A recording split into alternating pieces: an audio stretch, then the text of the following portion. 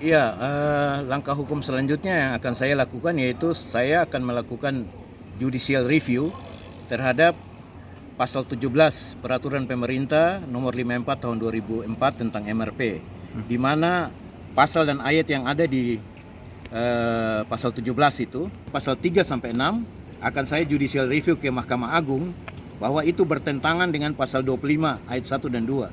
Karena apa? Di pasal 25 ayat 1 dan 2 dari Undang-Undang Nomor 21 tahun 2001 tentang Otsus Papua menyatakan bahwa gubernur menyampaikan hasil pemilihan MRP kepada Menteri Dalam Negeri. Ayat kedua, Menteri Dalam Negeri setelah menerima hasil pemilihan melakukan pengesahan dan pelantikan. Jadi tidak diotak-atik lagi. Ini kalau yang sekarang dilakukan oleh Kemendagri ini kan melanggar sama sekali dengan peraturan perundang-undangan. Sebenarnya karena kita bicara pemilihan, itu maknanya tuh sama dengan pemilihan anggota DPR, pemilihan anggota DPD RI, pemilihan anggota DPRD Kabupaten Kota, pemilihan bupati wakil bupati.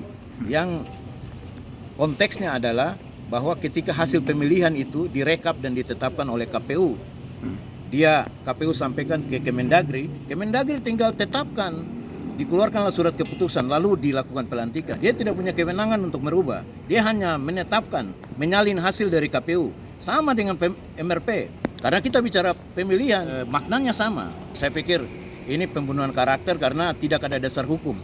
Kalau kita bicara Indonesia sebagai negara hukum, mana ada bukti hukumnya? Mana putusan peradilan? Ini kan kesewenang-wenangan, arogansi yang mungkin tidak diketahui oleh Presiden Jokowi. Belum dilantiknya saya, ini kan saya pikir atas asumsi-asumsi dan informasi-informasi hoaks yang dikembangkan sengaja untuk menjatuhkan saya.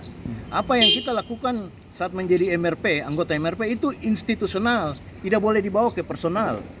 Kalau saya bukan anggota MRP, tidak mungkin saya juga melakukan penjaringan aspirasi masyarakat. Karena saya pada saat itu dalam posisi sebagai ketua panitia musyawarah dan ketua tim kerja RUU Otsus, maka saya melakukan tugas itu.